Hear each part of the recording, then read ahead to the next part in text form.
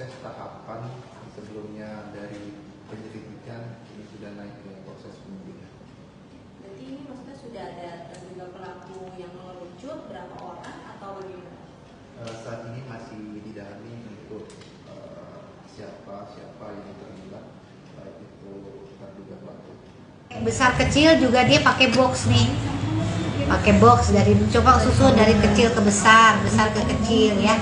Bisa orang dari gambar besar, gambar kecil, tapi dia sudah sesuai aplikasi brand misalnya.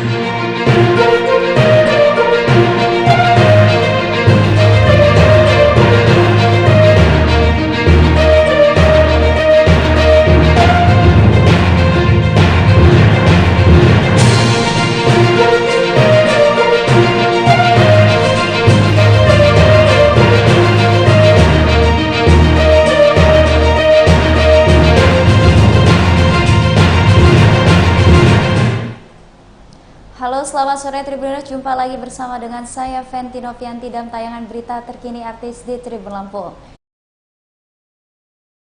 Menarik seputar artis tanah air hanya untuk Anda. Dan inilah tayangan berita terkini artis selengkapnya. Kasus bullying siswa Binus School Serpong resmi naik penyidikan, anak Vincent Rompis terlibat. Kasus bullying atau perundungan dan kekerasan yang melibatkan siswa Binus School Serpong resmi naik ke tahap penyidikan. Hal itu dikonfirmasi langsung oleh Humas Polres Tangerang Selatan AKP Wendy Afrianto.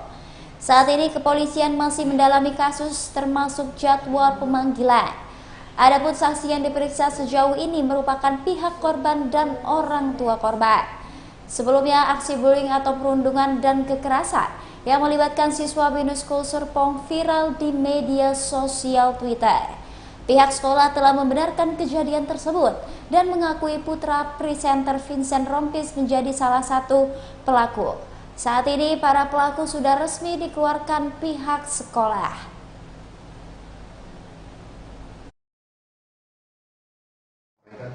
Bahwasanya hasil dari gelar perkara yang telah dilakukan PPA Satreskrim Polres Tangerang Selatan kemarin, proses tahapan sebelumnya dari penyelidikan ini sudah naik ke proses penyidikan.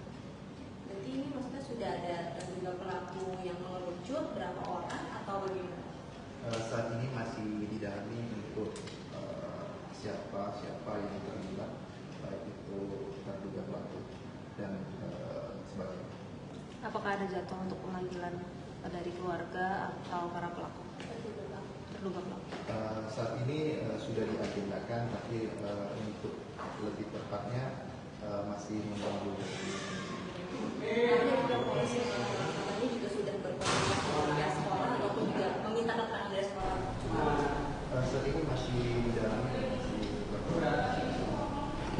Hingga saat ini udah berapa saksi yang diminta keterangan? Untuk saat ini dari korban.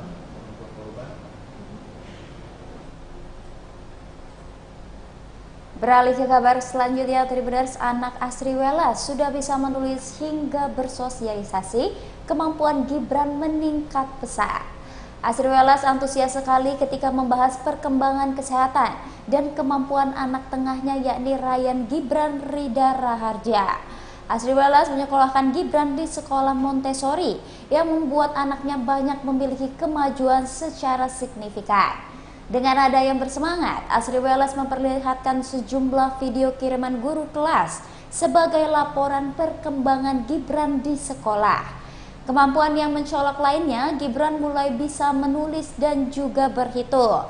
Sedikit unik, Gibran belajar menulis tidak menggunakan pensil dan kertas seperti kebanyakan anak. Anak Asri Welas ini belajar menulis di atas media pasir.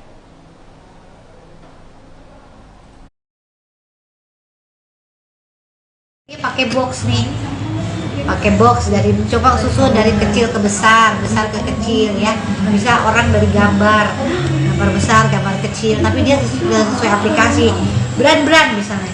Ini mana gelas nih, gelas besar apa gelas kecil tuh beda-beda lagi gitu. Dia bisa tuh karena dia pengaplikasian di dunianya nanti gimana gitu. Terus Menghitung juga gitu, dia ngitungnya gini nih caranya. Mana ya? Oh nih, gambarnya ya biar tahu ya. Dia perlu nggak? Perlu ya. Boleh. Jadi lain cara belajarnya dia Mbak, makanya. Nah, untuk tau nggak sebenarnya, nggak bisa lagi nih. Kenapa tuh nolong ter? Tunggu. Banyak banget videonya.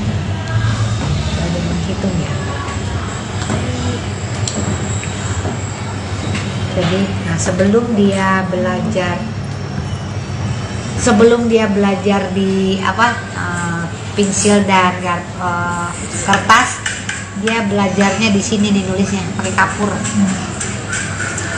Jadi di stimulusnya gitu dulu, yang penting dia mau. Nah kebanyakan dia pakai tangan kiri.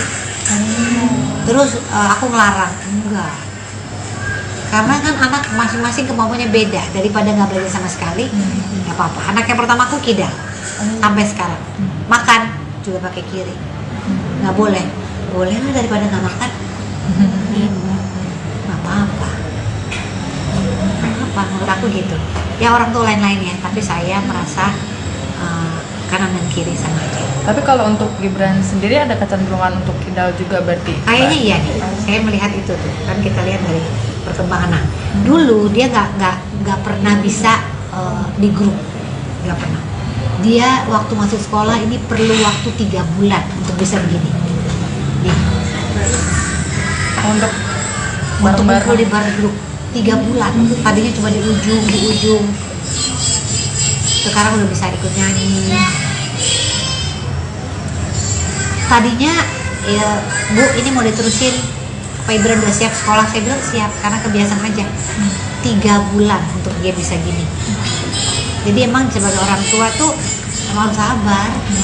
Anak tuh beda-beda. Nah, jadi termasuk introvert, tapi sekarang dia menikmati banget. Bahkan dia sampai gini nih, dia bisa sampai dance di tengah-tengah. Oh, oke. Baiklah, dia udah begitu sekarang.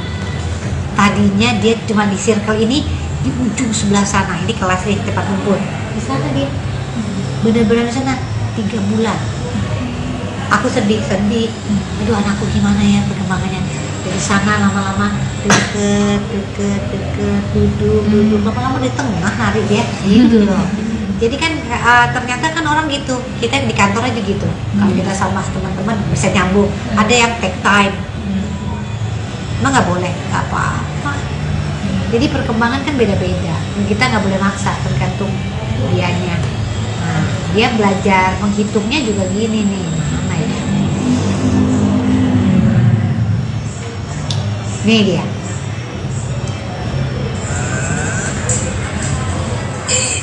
Jadi dia pakai barang. 1, 2, 3. Nah, disusun nama dia sampai 10. Iya. Tuh. Susun nama dia 10, berarti 1, 2, 3 sampai 10. Jadi matematikanya gini. Jadi agak repot memang. Gitu. Tapi dia kan tahu. Gitu. Terus di rumah juga gitu, kita belajarnya gitu.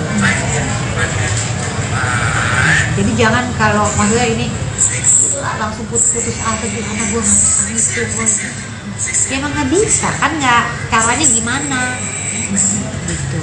Ini inget ya, ini satu ini ya. Ya kalau dia nggak tahu itu satu tuh apa, coba pakai barang. Nih 1 gelas. 2 tuh gimana sih? Oh, nih berarti apa? 1, 2 gelas. Oh, kalau kurangi 1 jadi 1. Oh, tuh dikurangin sama. Oh, ditambahin. Oh, 2 kan gitu. Ya memang mesti sabar. Tuh, lagi ulang 10 tuh dia baru ikutin. Jadi caranya beda banget. Nah, jadi Ibran tuh mesti pelan-pelan gitu. Gak apa-apa. Tuh, akhirnya dia bisa menyelesaikan semua dari 1 sampai 10. Dia sendiri. Jadi ya memang cara anak beda-beda. Anakku yang ketiga nih, adiknya dia, gak usah diajarin. Udah tahu semua, nggak tahu dari mana. Kan uyang-uyangnya dua. Gitu loh. Itu kan jadi aku pusing lagi tapi pusing lain hal gitu loh.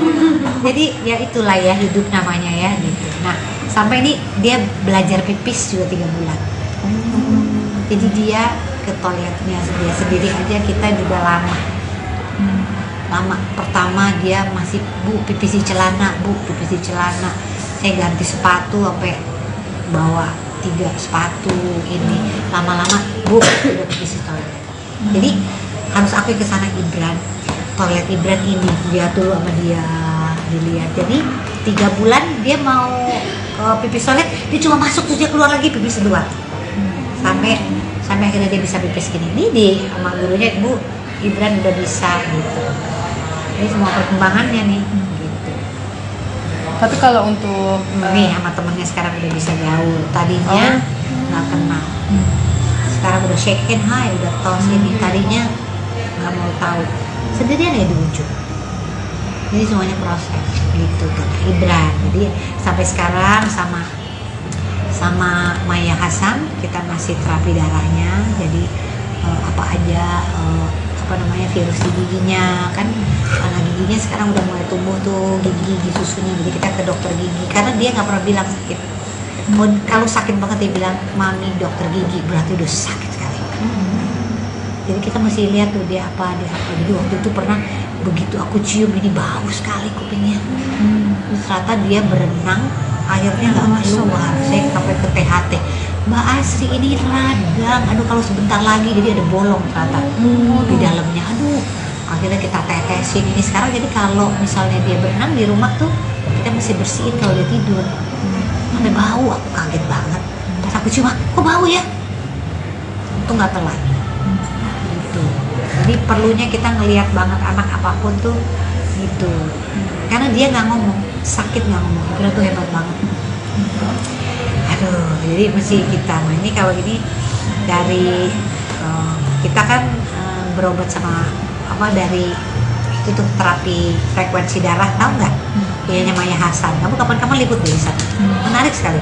Jadi dia dari terapinya itu ternyata badan kita berbicara, darah kita tuh ngirimin frekuensi, ditangkap lewat suara. Nah dari alat itu menemukan apa yang gak bagus di Ibran. Kayak di kepalanya nih ada yang sinkron, jadi kepalanya banyak negatifnya, kita mau positifin. Jadi ternyata bisa dibenerin. Aku syukur alhamdulillah. Kan kadang-kadang kalau kepala kenapa-napa langsung vonis dibenerin karena sel-selnya dari sana begitu. Tapi ternyata lewat Maya Hasan semuanya bisa. Jadi misalnya terapinya dari 10 menit, Asri udah turun dari 8 menit aja terapinya. Karena udah ada perbaikan. Bahkan alerginya aja kita mesti cari sendiri.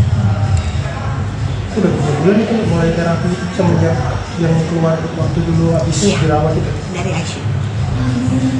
Dari ICU itu kita baru tahu problem-problemnya Ibran nih banyak sekali. Terus kayak itu ternyata di film Ernest mempertemukan aku sama Mama ya. Aku nggak tahu kalau dia punya terapi frekuensi. Ternyata mau coba nggak Sri? Cocok. Karena nggak lewat omongan tapi lewat bukti-bukti dari saintis ya. Karena kan ada buktinya. Iya. Ternyata signifikan Ibran bagus. Dengan dia juga konsentrasinya lebih baik di sekolah, bisa menangkap hal-hal tadinya sama sekali diajak ngomong 2 arah gitu nggak bisa. Sekarang udah bisa ngomong 2 arah, malah dia udah nyanyi, Mami you know what, aku bisa cerita sekarang. Iya, itu kan sinkronisasi kepala. Jadi dia di otak tengahnya sama otak di kirinya. Kabar selanjutnya Tribuners, Denada Tambunan legowo akui oplas demi cuan. Denada Tambunan mengaku rela lakukan operasi plastik di Korea Selatan demi mencari nafkah. Dengan nada tegas usai operasi plastik, pintu rezeki Denada terbuka lebar. Penghasilan Denada dia gunakan dengan penuh perhitungan yang matang. Hal pertama yang dia lakukan Denada adalah melunasi semua tunggakan biaya sekolah Aisyah.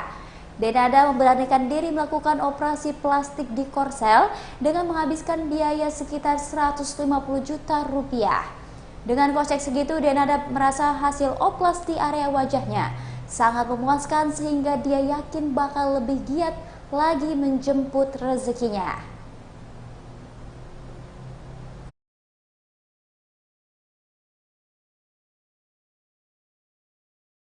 Berada di dunia entertainment dan itu banyak komitmen dan hal yang harus aku jaga, bukan hanya di luar talent, di luar kesehatan itu udah pasti prioritas, tapi juga penampilan, suka nggak suka, mau nggak mau, kita akui atau tidak kita akui, yang namanya penampilan itu juga menjadi satu hal yang faktor yang harus kita perhatikan saat kita memutuskan untuk menjadi seorang yang ada di dunia entertainment. Sebelumnya ada kekurangan, mungkin jadi nggak percaya diri atau gimana sih Kak Dena? Iya, bukan kok masalah kekurangan Mbak, tapi masalahnya karena as we age, bagaimana kita sudah mulai bertambah usianya, pasti ada di dalam tubuh dan fisik kita itu yang berubah, kulit yang lebih banyak kerutan, yang udah turun, apalagi kulit wajah gitu.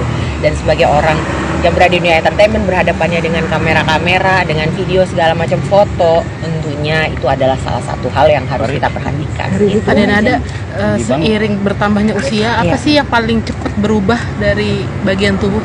Yang paling kelihatan? Wajah sih, wajah itu udah pasti ya, kulit wajah, dan juga kalau kulit wajah itu kan akhirnya jadi bukan cuma ke kulit terlihat tidak kencang, tapi juga kadang-kadang jadi kelihatan sedikit lebih capek, looknya jadi kelihatan lebih capek karena dia lebih turun. Apa ya bahasanya aku nggak tahu secara medisnya, tapi kalau mungkin kita perempuan ya, sama perempuan pasti tahu. Nah itulah makanya ada yang namanya treatment filler, ada yang namanya treatment botox, ada tanam benang, dan betapa treatment ini diminati sekali oleh kaum perempuan. Jadi ini bukan cuma apa bagi kami yang berada di dunia entertainment. Semua mayoritas perempuan sudah mengerti bahwa ini menjadi satu hal yang ada, tersedia secara medis bisa dilakukan. Tapi tuh nggak jaga makanan juga nggak sih Kak? Aku memutuskan untuk melakukan prosedur yang operasi plastik, lower facelift. Kenapa? Karena jujur aku penakut sebenarnya.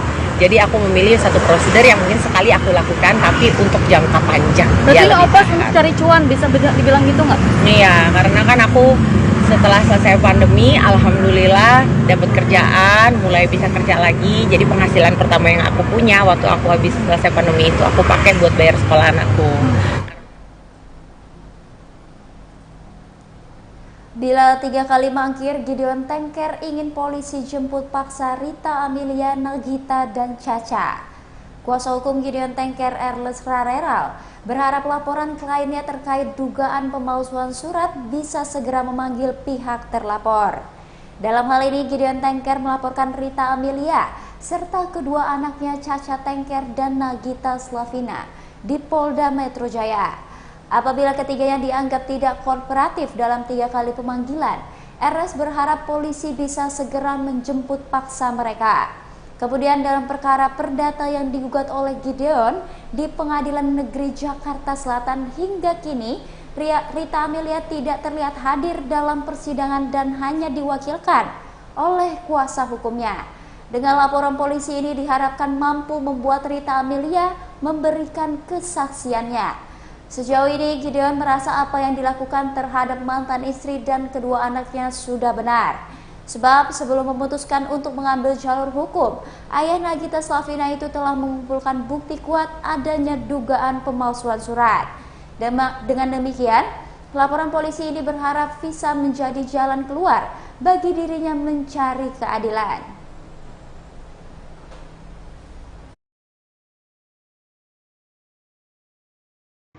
Ya puji Tuhan, hari ini, siang ini, ya hari yang begitu cerah. Gideon sudah menjalani proses BAP tambahan.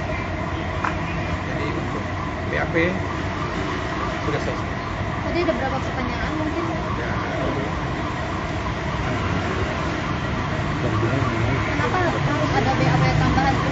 ya, kenapa harus ada tambahan? Karena ada poin-poin yang belum ditanya. Nah, dan ada poin-poin yang mungkin penyidik merasa masih perlu dikaji kembali ditanyakan kembali, di cross check apa benar keterangan Bapak pada tanggal 1 Oktober yang seperti ini. Inti harinya Bapak masih mempertahankan dengan pernyataan Bapak, statement Bapak pada tanggal 1 BAP pada tanggal 1 tersebut masih tetap sama atau ada perbaikan? Dan Om Gideon menjawab bahwa saya masih tetap pada BAP yang lalu, dan saya nyatakan bahwa itu final mengikat. Saya tidak mungkin cabut atau apapun. Saya malah mendorong agar laporan saya ini diteruskan atau dilanjutkan, sehingga saya juga berhak memperoleh keadilan. Setelah sejauh ini mungkin Bang ada itikat apa dari pihak sekolah, mungkin sudah ada konfirmasi atau komunikasi seperti apa Bang? Sampai hari ini saya belum mendapatkan informasi apapun. Mungkin menurut Om ada informasi. Mungkin terakhir ada komunikasi Om.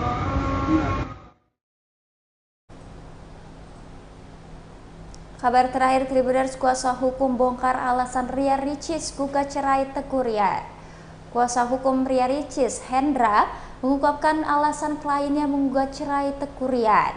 Diketahui Ria Ricis dan Teuku Ryan baru menggelar sidang perdana perceraian di Pengadilan Agama Jakarta Selatan pada Senin 19 Januari 2024. Pada sidang perdana tersebut, Ria Ricis dan Teuku Ryan menjalani agenda mediasi.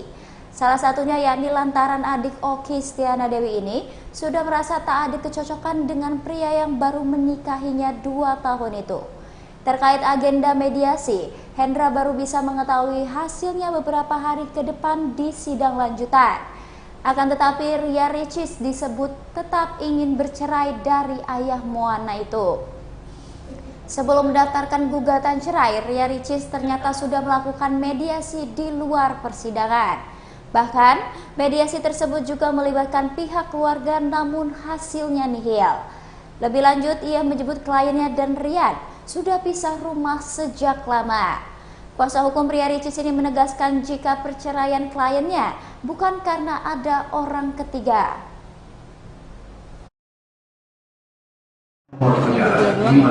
Tadi ada kita dulu. Silakan masuk. Ada kuasa hukum dari Ria Ricis juga 2 orang. Tadi ada momen kayak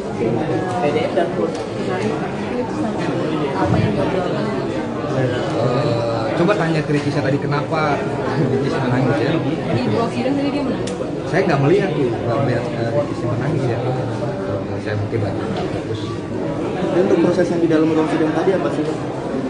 Ya tadi diberi ujangan aja sama majelis bahwasanya damai itu lebih indah gitu ya, jangan sampai rujuk kembali lagi karena kan usia pernikahan ini juga masih baru ya, masih muda juga gitu. Dan mohon doanya ini teman-teman semua supaya rumah tangga nyaman dan Ricis bisa kira-kira itu aja dari saya. Siap. Baiklah Tribuners, itulah tayangan berita terkini artis bersama dengan saya Fenty Novianti. Jangan lupa saksikan informasi terupdate lainnya hanya di YouTube Tribun Lampung News Video dan YouTube Tribun Lampung Official. Selamat sore dan sampai jumpa.